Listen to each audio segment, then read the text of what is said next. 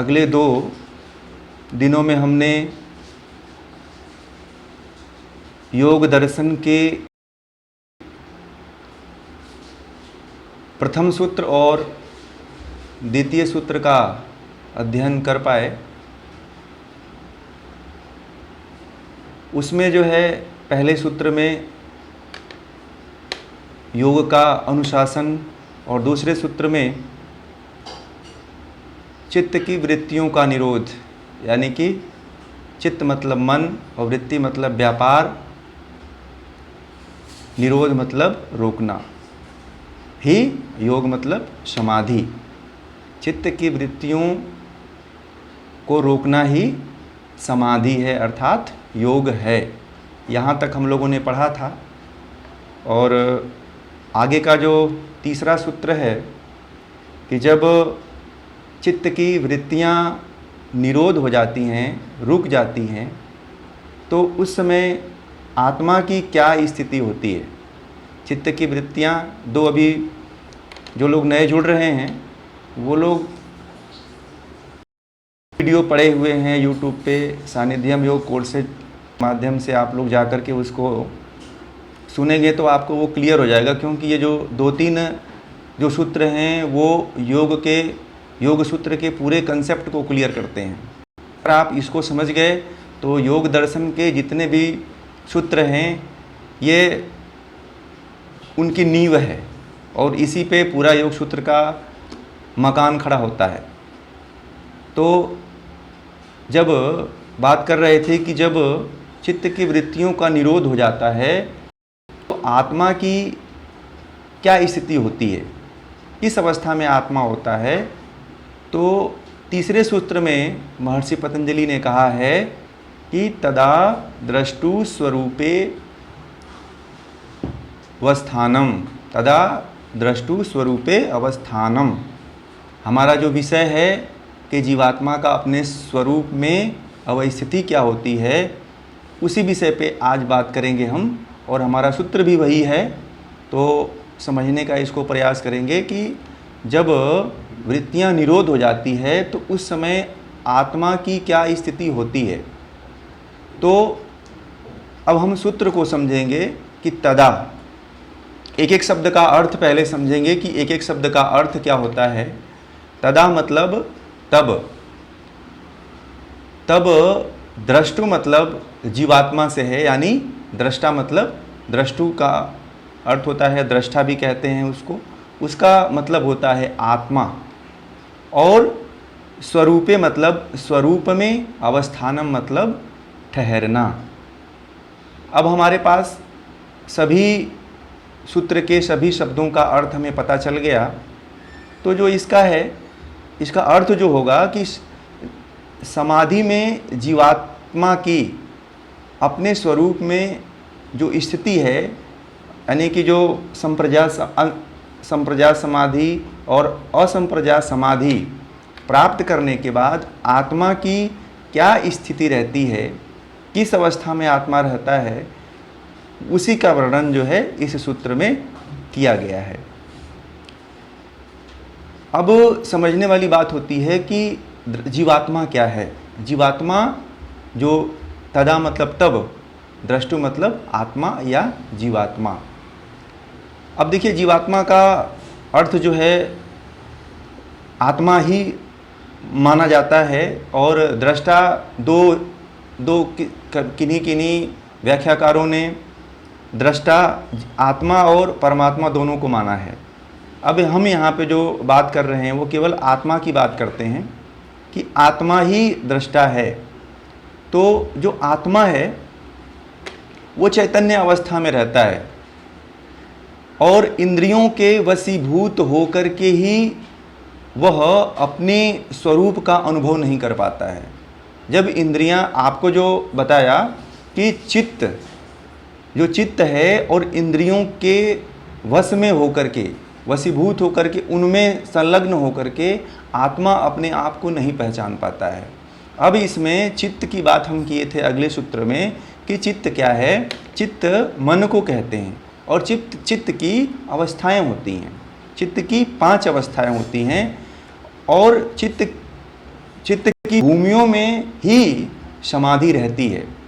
चित्त की भूमियों में ही समाधि रहती है। वो चित्त की भूमियाँ क्षिप्त, मूढ़, विक्षिप्त, एकाग्र और निरुद्ध। और जो चित्त है वो 3 गुणों से मिलकर के बना हुआ है, सत्वगुण, रजगुण और तमोगुण। ये चित्त हो गया। और चित्त के बाद जो मन है, मन इंद्रियां हैं,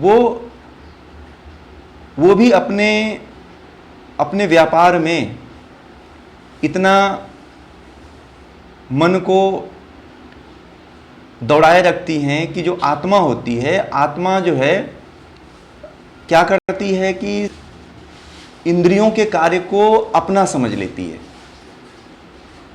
आम भाषा में समझें तो क्या होता है कि जो हम कार्य कर रहे हैं, जैसे हम किसी को देखते हैं, हमारी आँख है, आँख इंद्रिय है, आँख से हम किसी वस्तु को या किसी पदार्थ को देखते हैं, तो उसके साथ देखना, जैसे मान लीजिए हमने किसी व्यक्ति को देखा, किसी बच्चे को देखा, एक बच्चा बहुत सुंदर है, तो जो देख रहा है आँख, वो कर्म हो रहा है। और देखना जो होता है वहाँ पे एक वृत्ति बन रही है, तो उसमें देखने का जो कार्य होगा वो सकारात्मक भी होगा और नकारात्मक भी होगा। यानी कि रजोगुण से भी प्रभावित होगा और तमोगुण से भी प्रभावित होगा और सत्वगुण से भी प्रभावित होगा। जब आपके अंदर सत्वगुण ज़्यादा हावी होगा तो बच्चे के प्रति जो है एक सात्विक विचार उत्पन्न होगा, और जब रजोगुण होगा तो प्रति जो है अच्छे विचार, नकारात्मक विचार उत्पन्न हो सकते हैं। या तमोगुण बढ़ा हुआ है तो उस अवस्था में बच्चे को नष्ट करने का भाव उत्पन्न होगा, उसके प्रति प्रेम जगेगा। मगर पूतना के जैसे भगवान श्री कृष्ण को उसने अपना दूध पिला करके मारने की कोशिश किया था, तो उस तरह के भी भाव जागृत हो जाते हैं। तो वो इंद्रियों के वशीभूत, इंद्रियां जो है प्रभाव डालती हैं। इंद्रियों का प्रभाव इतना ज़्यादा मन के साथ हावी हो जाता है कि आत्मा जो होता है वो समझता है कि मैं ही हूँ, क्योंकि उसे ज्ञान नहीं होता है। आगे के सूत्रों में बताएंगे कि वो किस तरह से ज्ञान होगा, जब चित्त की वृत्तियों का जो चित्त की कितनी प्रकार की वृत्तियों का निरोध कैसे करेंगे, तो उसमें आपको ये बात समझ में आएगी। तो आगे इसके बारे में हम चर्चा करेंगे। तो जो मुख्य है, जो आत्मा का जो चैतन्य स्वरूप है, वो उसी चैतन्य स्वरूप की बात इस सूत्र में कही गई है कि जब समाधि प्राप्त हो जाती है, जब संप्रजात समाधि प्राप्त हो जाती है और असंप्रजात समाधि प्राप्त हो जाती है, तो आत्मा जो है इन इंद्रियों से, कर्मेंद्रियों से और चित्त से परे हो जाता है। उसको कोई भी इंद्रिय, कोई भी जो कर्मेंद्रिय है और मन के जो तीनों गुण है वो प्रभावित नहीं कर पाते हैं। अपने यथार्थ स्वरूप में आत्मा होता है, और जब यथार्थ स्वरूप में आत्मा होती है तो ईश्वर का साक्षात्कार करती है और ईश्वर के आनंद में निमग्न हो जाती है।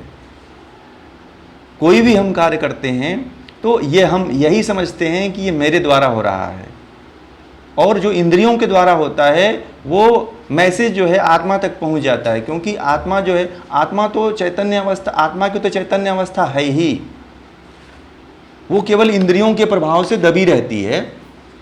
इंद्रियों का इतना प्रभाव हमारे ऊपर रहता है क्योंकि संस्कार भी कई जन्मों के रहते हैं। कई जन्मों के जो संस्कार रहते हैं वो इतना दबा देते हैं कि हमें पता ही नहीं चलता है। केवल हम कोई भी कार्य करते हैं आदतवश करते हैं, हैबिट बन जाती है किसी भी चीज़ की करने की, और उसी को हम अपना स्वरूप मान लेते हैं। ये जो हम कार्य कर रहे हैं उसको जो अपना स्वरूप मानते हैं, यही जो है हमें आत्मा का साक्षात्कार नहीं होने देता है, परमात्मा का साक्षात्कार नहीं होने देता है। अब हम किसी मंदिर में पूजा पाठ करने के लिए जाते हैं तो जो इंद्रिय है वहाँ पे जाकर के इंद्रियों के माध्यम से जो सात्विक भाव उत्पन्न होता है उससे भी अहंकार उत्पन्न हो जाता है। जब अहंकार उत्पन्न हो जाता है तो आत्मा को भी उस समय अहंकार की प्रतीति होती है, इसलिए वो नहीं पहचान पाता है, क्योंकि वो है चैतन्य की अवस्था। मगर इतना इनका अपना साउंड ऑफ करके रखिएगा तो अच्छा रहेगा आपको सुनने में। ठीक है, तो जो आत्मा की स्थिति है उसी की मैं बात कर रहा था कि इंद्रियों के वशीभूत नहीं होने देना है हमें संप्रजात समाधि और असंप्रजात समाधि तक पहुंचने में, यानी कि एकाग्र और निरुद्ध अवस्था की जो बात हमने पिछले सूत्रों में किया था, वहाँ तक पहुँचने में हमें सबसे पहले चित्त और इंद्रियों को समझ लेने की ज़रूरत है। जब तक हम इसको नहीं समझेंगे तब तक हम आत्मा के स्वरूप में स्थित नहीं हो पाएंगे। और आत्मा के स्वरूप में स्थित होने के लिए अपने चित्त को और इंद्रियों के व्यापार को, चित्त के वृत्ति क्या है उसका वृत्तियाँ ही व्यापार करती हैं इंद्रियों के माध्यम से और कर्मेंद्रियों के माध्यम से। तो इंद्रियों और कर्मेंद्रियों के माध्यम से जो व्यापार हो रहा है उसी व्यापार को हमें रोकना है। और जब तक हम उसको नहीं रोकेंगे तब तक हम जो है उसी में लीन रहते हैं, और कभी भी हमें इतना लीन हो जाते हैं कि हम कभी भी अनुभव नहीं कर पाते हैं कि ये हमारा स्वरूप नहीं है। इंद्रियां जो कर्म करती हैं तो आप ये समझ लेता हूँ कि मेरे द्वारा ये कुकर्म हो गया, मेरे द्वारा ये कार्य हो गया। ये आप कार्य नहीं कर रहे हैं। आप कौन हैं? आप आत्मा हैं। पिछले सूत्रों में मैंने बताया प्रकृति का जो उद्भव कैसे होता है, प्रकृति का जो विकास जो हुआ है उसमें प्रकृति से महत बुद्धि, अहंकार, सतरजतम, मन, इंद्रिय, कर्मेंद्रियां, पंच महाभूत और पंच तन्मात्राओं की उत्पत्ति जैसे जिस क्रम में होती है, यही जो क्रम होता है, अगर इसी क्रम को हम जान गए कि किस तरह से हमारे शरीर पे, हमारे मन पे किस तरह से ये प्रभाव डालती है और आत्मा को आच्छादित कर लेती है। जब आच्छादित कर लेती है तो उसका हमें भान नहीं हो पाता है कि हमारा स्वरूप, वास्तविक स्वरूप क्या है, आत्मा का वास्तविक स्वरूप क्या है। और अब जो है अब ये हमारा जो सूत्र है यहाँ पे ये कंप्लीट होता है कि जो आत्मा की स्थिति किस अवस्था में रहती है और किसके कारण ये अवस्था बनी रहती है। तो अब इसमें हम ज़्यादा लंबा नहीं ले जाएंगे। अब हम अगला जो है सूत्र लेंगे, वृत्ति सारूप्य मित्रत्र। तो अब ये जो हमारा सूत्र है, जो तीसरा सूत्र हम यहीं पे कंप्लीट करते हैं। आगे का जो चौथा सूत्र है हमें उसको लेना है। तो जो अगला सूत्र है वो चौथा सूत्र वृत्ति सारूप्य मित्रत्र। तो इसमें जो है, इसमें क्या होता है कि पूर्ण समाधि, यानी कि समाधि प्राप्त न होने की स्थिति तक आत्मा किस अवस्था में रहता है, यानी कि समाधि नहीं प्राप्त होती है तो आत्मा किस अवस्था में रहता है, उसके बारे में इस अगले सूत्र में वर्णन है महर्षि पतंजलि ने कि जो लोग समाधि नहीं प्राप्त किए हैं तो उनका स्वरूप कैसा होता है, किस अवस्था में वो होते हैं, किस अवस्था में आत्मा जब समाधि नहीं प्राप्त करती है तो किस अवस्था में रहती है, वो अगले सूत्र में इसका वर्णन है। वृत्ति का मतलब, सिंपल शब्दों में अगर आप एक एक शब्द का अर्थ समझें कि वृत्ति का मतलब व्यापार, सारूप्य मतलब समान रूप वाला, इतरत्र माने कि अन्य अवस्था, भिन्न अवस्था, अर्थात इसका अर्थ हुआ पूर्ण समाधि प्राप्त न होने की दशा में आत्मा की अवस्था वृत्तियों के समान रूप वाला प्रतीत होती है। यानी कि समाधि प्राप्त नहीं होने की दशा में आत्मा की जो अवस्था होती है वो वृत्तियों के समान दिखती है। वृत्तियों मतलब जो अभी बताया, चित्त की वृत्ति, आगे जो दूसरा सूत्र है उसमें चित्त की वृत्ति की बात कही है कि चित्त की वृत्तियों का निरोध कर दो। वृत्तियों का मतलब व्यापार किस में करती है, इंद्रियों में, तो उस इंद्रियों के व्यापार को रोक देना है। तो अब यहाँ पे ये कहा है कि समाधि जब नहीं प्राप्त होती है आत्मा की तो वह वृत्तियों के समान रूप वाला दिखाई देता है, प्रतीत होता है। तो इसीलिए महर्षि पतंजलि ने कहा है वृत्ति सारूप्य मित्रत्र। तो समाधि को प्राप्त नहीं हुई अवस्था हम सभी की है। समाधि की अवस्था, हम लोग समाधि की अवस्था में नहीं हैं, इसलिए वृत्तियों के समान हम लोग प्रतीत होते हैं। हमारे अंदर भी पूरा वृत्ति दिखाई देती है। सभी वृत्तियां इतनी तरह से हावी हैं कि हमें पता ही नहीं चलता है कि हमारे अंदर आत्मा है, और वृत्तियों को ही हम आत्मा समझ लेते हैं। अब इसमें एक तो जो चित्त था, चित्त में निरुद्धावस्था, एकाग्र और निरुद्धावस्था, और एकाग्र अवस्था को संप्रजात समाधि और निरुद्धावस्था को असंप्रजात समाधि कहते हैं। अब ये चीज़ पीछे का भी पूरा आपको क्लियर होता चला जाएगा और आगे का भी पूरा क्लियर होता चला जाएगा कि जो अब कभी एकाग्र अवस्था आती है चित्त की तो आप उसे संप्रजात समाधि समझे, निरुद्धावस्था आती है तो उसे असंप्रजात समाधि समझे। तो अब जो है आत्मा की जो वृत्तियों के समान रहती है वो किसके कारण बनी रहती है? यही कहता है कि महर्षि पतंजलि यही कहते हैं कि समाधि नहीं प्राप्त होने की अवस्था में आत्मा की जो स्थिति होती है वो वृत्तियों के समान रूप वाला प्रतीत होता है। तो समान रूप यहाँ पे वृत्ति की बात की गई है। तो इसमें क्या क्या होता है? मन होता है, इंद्रियां होती हैं, कर्मेंद्रियां होती हैं, और इनका व्यापार होता है। और इनका व्यापार इतना होता है कि इसमें हमें मतलब अपना स्वरूप नहीं पता चलता है। एकदम हम जैसे जी रहे हैं उसी अवस्था में जीते हैं। और हमें कभी हम अपने आप को कोई हमसे कह दे कि आप आत्मा में स्थित नहीं हो, तो वो आदमी आपसे लड़ जाएगा, कहेगा नहीं, मैं अपने मन का मालिक हूँ, मैं जैसे जी रहा हूँ वो मैं ठीक हूँ, तुमसे क्या मतलब है। वो उससे कोई लेना देना नहीं है उसका। वो जिस तरह से भी जी रहा है वो अपने आप को संतुष्ट समझ रहा है, और जो संतुष्ट समझ रहा है वो उसकी संतुष्टि कहीं अज्ञानता के कारण इस तरह से हो रही है। और इसीलिए वो हो रही है कि उसको पता ही नहीं है कि जिसके अहंकार में हम चूर हैं वो तो वृत्तियां हैं, और वृत्तियां हमें मोक्ष के मार्ग पे नहीं ले जाती हैं, वृत्तियां हमें ज्ञान के मार्ग पे नहीं ले जाती हैं, वृत्तियां हमें आत्म साक्षात्कार नहीं कराती हैं। वृत्तियां हमें कहाँ लेके जाती हैं? वृत्तियां हमें हमारे जीवन को नष्ट कर देती हैं, और हम कभी भी नहीं इस चीज़ को समझ पाते कि वृत्तियां हमारे साथ क्या कर रही हैं।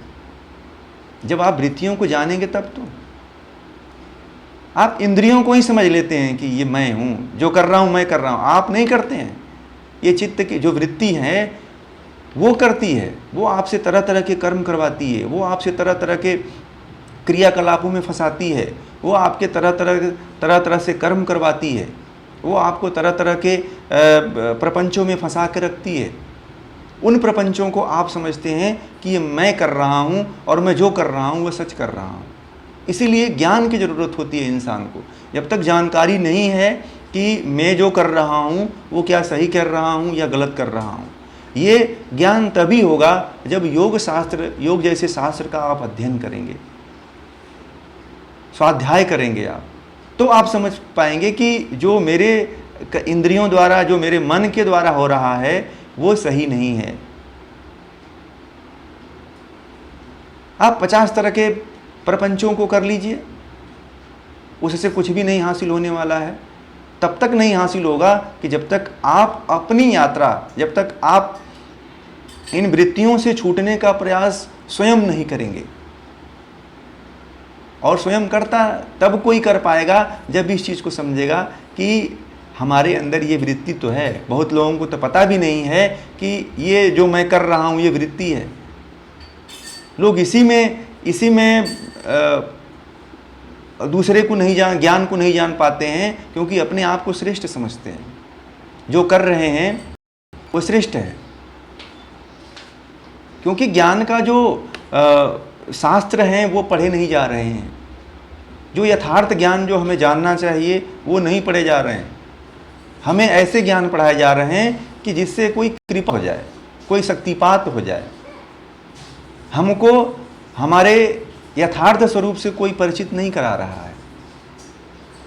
हम ये समझते हैं कि कोई हमें कृपा हो जाएगी, कोई हमें ऐसा वरदान मिल जाएगा, कोई हमें ऐसी शक्ति मिल जाएगा जिसका हम उपयोग कर करके हमारे पास सिद्धियां हो जाएंगी, जिससे मैं बहुत बड़ा योगी हो जाऊंगा, जिससे मैं बहुत ही उच्च स्तर को प्राप्त कर लूँगा। ऐसा कभी नहीं होने वाला है। क्यों नहीं होने वाला है? कि कभी भी जो है यात्रा स्वयं के द्वारा करनी पड़ती है। चाहे आप कितने भी लाख जन्म ले लीजिए, जब तक आप अपने आप को जानने का कोशिश नहीं करेंगे, जब तक आप इंद्रियों से परे नहीं उतरेंगे, पार नहीं उतरेंगे, तब तक आप आत्मा तक नहीं पहुंच पाएंगे। जब तक आत्मा तक नहीं पहुंचेंगे, जब तक आत्मा का साक्षात्कार नहीं करेंगे, तब तक आप ईश्वर का साक्षात्कार नहीं कर सकते हैं। आप ध्यान में बैठिए, आप ध्यान करके देखिए। आप ध्यान में होता क्या है? तरह तरह की इंद्रियां जो है दौड़ लगाती रहती हैं। कभी ये विचार आता है, कभी परिवार का विचार आता है, कभी बच्चे का आता है, कभी पति का आता है, कभी माँ का आता है, ये बीमार है, वो बीमार है। और उसके साथ जो है तीनों गुण इतने तरह से रम जाते हैं और इनको इतना जकड़ लेते हैं, इतनी तरह से फंसा लेते हैं कि वो जो है उसी को अपना स्वरूप मानने लगता है, उसी को अपना कार्य मानने लगता है। उसको नहीं पता होता है कि मैं जो मैं सोच रहा हूँ, क्या ये सही दिशा में सोच रहा हूँ। महर्षि पतंजलि ने दूसरे सूत्र में यह कह दिया है कि वृत्तियों को रोको तो वही योग के प्राप्त हो पाओगे, कोई कृपा नहीं होगी। यानी कि चित्त की वृत्तियों को रोकना ही योग है। आप इंद्रियां भटक रही हैं तो उसे रोकना पड़ेगा। आप जान गए कि ये हमको गलत रास्ते पे लेके जा रही है, ये वास्तविक इसका हमारा वास्तविक स्वरूप नहीं है। जो इंद्रियों के द्वारा हमें ज्ञान प्राप्त हो रहा है, जो इंद्रियों के द्वारा हमें जो कष्ट मिल रहा है, वो ये इनको न जानने के कारण ही हो रहा है। अगर हम इनको अच्छी तरह से अगर इनको जान जाएं तो इनके द्वारा को और जो बार बार हमको जन्म लेना पड़ रहा है वो नहीं लेना पड़ेगा। लेना इसीलिए पड़ता है ना कि इंद्रियां कर्म करती हैं, भुगतना हमको पड़ता है। कई जन्मों से हमको पता ही नहीं है कि इंद्रियां जो कर्म कर रही हैं उसको हम भोग रहे हैं, उसका फल हमको भुगतना पड़ता है। और हम समझते हैं कि हमारे द्वारा कुकर्म हो गया, कोई पाप हो जाता है, कोई अन्याय हो जाता है, क्योंकि सत, रज और तम ये तीनों प्रभावी हो, कभी ना कभी किसी व्यक्ति पे हावी होकर के वो कर्म करा ही देते हैं। चाहे आप लाभ कोशिश करो बचने का, नहीं चाहते हुए भी आप इन गुणों के कारण कोई ना कोई कर्म कर देते हो। जब ऐसा जब कर्म घटित हो जाता है तो आपके संस्कार में जुड़ जाता है। जब संस्कार में जुड़ गया तो उसका फल तो भोगना ही पड़ेगा। गंगा नहाने से तो नहीं, चाहे कितना भी आप पूजा पाठ करा लो, यज्ञ करा लो, कोई पाप नहीं मिटता है। कोई कर्म का कोई ऐसी विधा नहीं है जिसे कर्म किए आप और कर्म का फल भुगते बिना वो कट जाए। क्षीण थोड़ा मोड़ा कम होगा, नहीं तो वो क्षीण नहीं होता है, उसका फल तो मिलता ही है। भगवान राम को देख लो, भगवान श्री कृष्ण को आप लोग देख लो, उन्होंने बड़ा ही कष्टमय जीवन जिया है। हमेशा जो है राक्षसों से संघर्ष करते रहे। भगवान श्री कृष्ण बचपन से ही जब जन्म लिए तभी से राक्षसों से उनका सामना होता रहा। तो कर्म का फल तो भुगतना पड़ता है। और क्यों?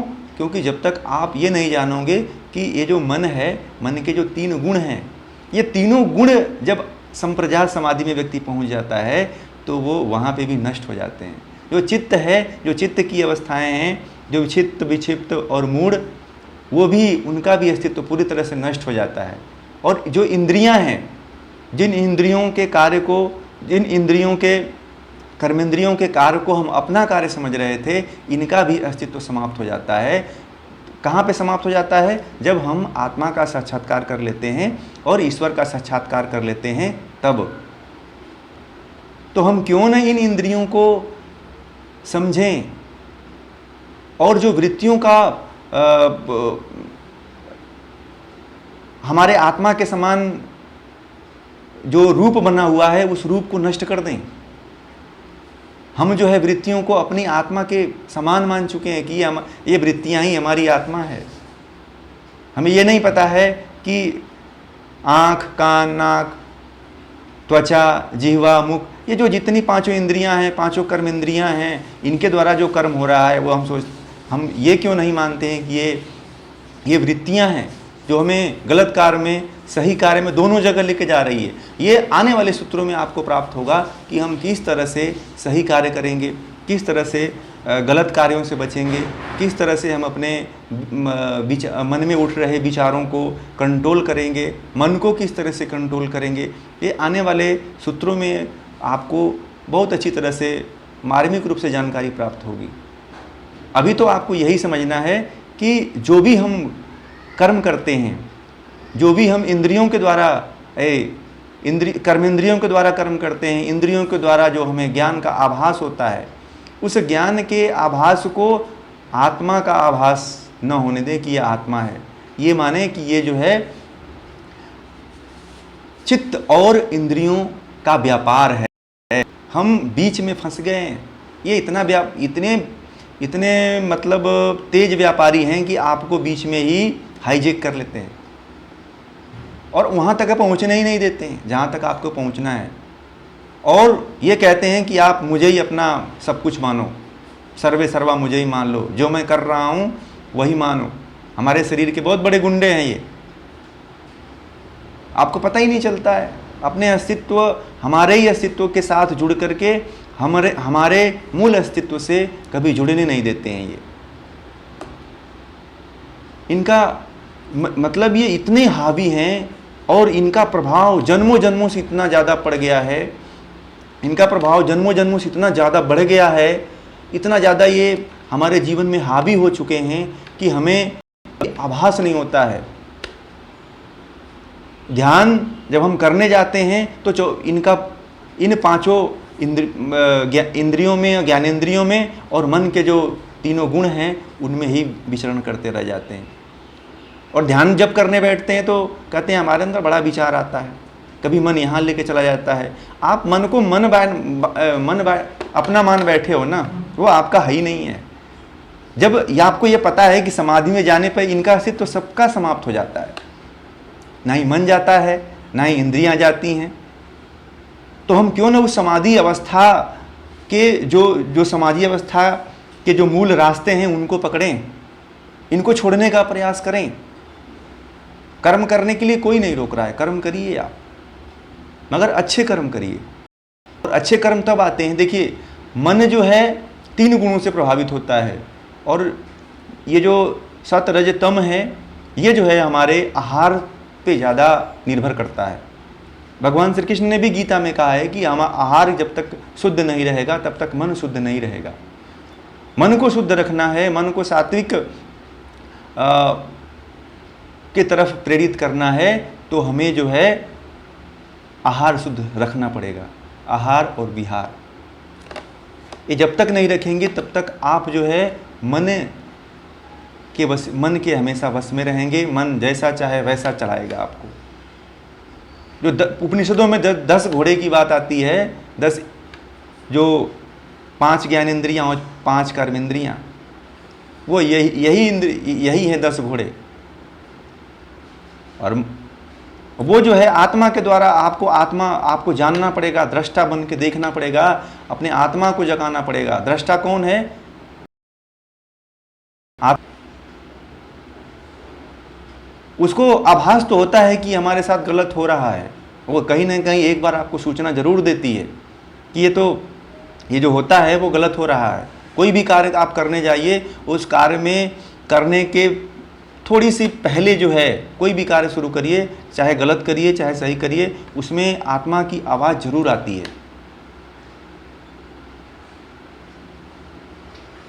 क्यों? क्योंकि वो आत्मा नहीं कराती है, क्योंकि इंद्रियां कराती हैं वो, इसलिए आवाज़ आती है। वहाँ पे हम समझते हैं वही ईश्वरीय प्रेरणा है। तो आज का जो सूत्र है वो हमारा वृत्ति सारूप्य मित्रत्र आज यहीं पे पूरा होता है और हमारा समय भी पूरा हो गया है और ये सूत्र भी पूरा हुआ। आगे जो है कल हम चित्त